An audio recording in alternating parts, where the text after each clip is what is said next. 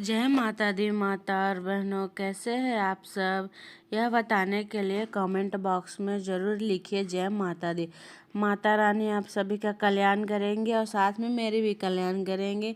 तो आज की इस वीडियो में हम बात करेंगे कि कुबेर पोटली, धन पोटली, लक्ष्मी पोटली की कई नामों से जाना जाता है। तो इसको कैसे बनाएं, तो कैसे बनाई जाती है, इसमें क्या क्या सामग्री लगती है और इसको रखने के नियम क्या होते हैं और बनाने के नियम क्या होते हैं और यह कब तक रखी जाती है और इसको किस प्रकार से विसर्जित किया जाता है। जब इसका प्रयोग संपूर्ण हो जाता है तो इसका क्या महत्व होता है, क्यों रखी जाती है। आज का दिन बहुत ही ज़्यादा ही महत्वपूर्ण होता है और ज़्यादा ही महत्व बढ़ जाता है। और क्यों बढ़ जाता है, देखिए आज के दिन की उपयोगी इसलिए होती है क्योंकि हम सब धन कमाते हैं और वो धन सीधे अकाउंट में आता है। वो धन घर तक नहीं आता है, सीधे खर्च होता है, ऑनलाइन होते रहता है खर्च। Plastic money, debit card, credit card, mobile आदि चीज़ों से उपयोग बहुत ज़्यादा करने लगे, इसलिए हमारे घर में तो धन आता ही नहीं है, ये ऑनलाइन ही खर्च होते जाता है। तो बहुत ही ज़्यादा करने लगे हैं। जो हमारे घर है उसमें धन नहीं रखते हैं, लेकिन घर में तिजोरी जो भी हो हमारा धन का वो स्थान है कबर्ड का, इस तरह से खाली रखना शुभ नहीं होता है। इसलिए इस पोटली को बनाकर हमें तिजोरी में ज़रूर रखना चाहिए, क्योंकि यदि आप तिजोरी में पैसे नहीं रखते हैं तो कम से कम यह पोटली हमें अवश्य रूप से रखनी चाहिए। वह यह पोटली रखने से लक्ष्मी का सदैव वास रहता है। हम तिजोरी में धन के स्थान में रखते हैं। कहा जाता है कि लक्ष्मी को ही लक्ष्मी खींचती है, इससे कभी आपके घर में धन की कमी नहीं होती है। धन से संबंधित सभी समस्या दूर हो जाती है। यह जो पोटली है कुबेर जी से संबंधित नहीं होती है। इसमें जो सामग्री डालते हैं उसका महत्व लक्ष्मी जी, महाविष्णु जी, भगवान जी से संबंधित बहुत ज़्यादा संबंधित होती है। धन से संबंधित ये पोटली होती है। इससे धन से संबंधित सारे समस्या दूर हो जाते। घर में धन का कम आना, और अगर धन आता भी है तो टिकता नहीं है, पैसा कहीं डूब गया है, फंस गया है आदि बहुत सारी इससे संबंधित जितने सारी समस्या होती है, माँ इस पोटली को रखने से सारी समस्या समाप्त हो जाती है। इससे घर में वैभव, धन, लक्ष्मी जी की कृपा प्राप्त होती है। कुबेर जी के तो कहना ही कुछ और है, वो सारे संसार की खजाने के स्वामी हैं। इससे कुबेर जी का कृपा होती है तो पोटली हमारे घर में बहुत सारी समस्या को दूर कर देती है। तो आप ये पोटली घर में ही बना सकती है या फिर पूजा दुकान में ऑनलाइन भी आसानी से मिल जाती है। आप घर में साटिन का कपड़ा हो या कॉटन का कपड़ा हो, आप बना सकते हैं इजली। इसका जो नियम होती है, इसका लाल का या गुलाबी या ऑरेंज कलर का ही प्रयोग करें। आप काला, नीला, अन्य कलर का प्रयोग ना करें।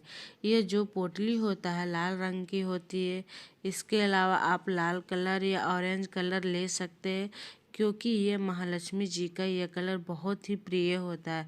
इसी प्रकार से ये पोटली प्रयोग करें। फिर पोटली का सबसे पहला नियम होता है रंग से संबंधित होता है। आप पीरियड में हो या सूतक सातक लगा हो तो आप इसे नहीं बना सकते। अशुद्ध अवस्था में आप इसे ना ही बना सकते। अगर आप किसी प्रकार के ग्रह नदी लगा हो तब आप इसे नहीं बना सकते हैं। पूर्ण रूप से शुद्ध होकर ही पोटली बनानी चाहिए।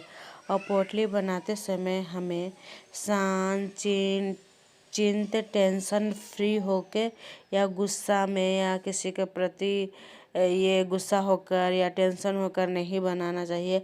एकदम खुश मन और प्रसन्न होकर बनाना चाहिए। डिप्रेशन में बिल्कुल नहीं पोटली को बनाए और पूरा शांत मन से बनाया, प्रसन्न होकर बनाए, सारा टेंशन को दूर रख कर बनाए। हमें कब बनानी होती है ये पोटली तो ये आप धनतेरस के दिन या बड़ी दिवाली के दिन भी आप बना सकते हैं, या फिर आप देव दिवाली के दिन भी बना सकते हैं। लेकिन आप किसी कारणवश दिवाली में भूल गए, नहीं बनाए, तो आप इसे और दिन नहीं बना सकती है। आप दिवाली पर ही बना सकते हैं, या फिर धनतेरस के दिन, या फिर बड़ी दिवाली के दिन बना सकते हैं। आप ये मौके चूक गए हैं तो आप एकादशी के दिन बना सकती है। अगर दिवाली पे नहीं बना पाई तो भूल गई है तो आप एकादशी के दिन बना सकती है, पूर्णिमा के दिन बना सकती है। जब भी माता लक्ष्मी जी का पूजन किया जाता है तभी आप बना सकती है, लेकिन विशेष दिन होता है धनतेरस के दिन या बड़ी दिवाली के दिन। देखिए, तो अब हम जान लेते हैं किस किस सामग्री की आवश्यकता होती है। इससे जो भी सामग्री होती है, सामग्री की संख्या 5 हो, 7 हो, 12 हो, 21 हो, जितनी भी मिल जाए आप रख सकती है। और सामग्री को अच्छे प्रकार से धूप अवश्य दिखा लीजिए, क्योंकि कुछ ऐसी सामग्रियाँ जो होती है इसमें घुन जाती है, खराब हो जाती है, तो आप धूप जरूर दिखा लीजिए इस सामग्री को, ताकि पूरे वर्ष इसी प्रकार रखी रहे और किसी प्रकार की कोई भी खराबी ना हो। आप कोशिश करें कि ऐसी सामग्री रखें जो जल्दी से खराब ना हो। इनमें से आवश्यक नहीं है कि आप सारी सामग्री लें, इसमें से कोई भी आप 5 या 7 सामग्री ले सकते, जितनी भी आपको उपलब्ध हो जाए आप ले सकती है। आपको विषम संख्या में ही लेनी है, सामग्रियाँ लेनी है। तो सफ़ेद या पीली है, इनमें से हमें काले कौड़ी नहीं रखनी है। आप सफ़ेद या पीली कलर का ही कौड़ी रखें, क्योंकि ये समुद्र मंथन से निकली थी। कौड़ी माता महालक्ष्मी जी को आकर्षित करती है, तो आप 2 कौड़ी डाल लें। आप 5 या 7 भी ले सकते हैं। आप जितनी बड़ी पोटली बना रही है उसी का अनुसार लेंगे। इसी के साथ गोमती चक्र ले सकती है। ये गोल गोल होती है, इसमें चक्र बना होता है, दूसरे साइड उभरे हुए हो रहते हैं। हमें गोमती चक्र लेनी है। 2 यह भी ले सकते हैं, माता महालक्ष्मी को अत्यधिक प्रिय होती है। इसी के साथ आप गुंजा ले सकती है। इसे गुंजा कहते हैं। यह लाल रंग में, काले रंग में, सफ़ेद रंग में आपको किसी भी बंसारी के यहाँ मिल सकती है, या सोनार के यहाँ मिल सकती है। और काली गुंजा होती है ना, वो बहुत महंगी होती है, वो दुर्लभ भी होती है और बहुत ज़्यादा। इसमें से आप तीनों में से कोई भी प्रयोग कर सकते हैं, आपको मिल जाएगी। या फिर इनमें से आपको कोई भी मिल जाती है तो आप ले सकती है। इसकी संख्या आप 11 ले सकती है। अब बात करेंगे नाग केसर की। नाग केसर भी ले सकते हैं। ये धनिया जैसा होता है और इसमें डंठी लगा हुआ होता है।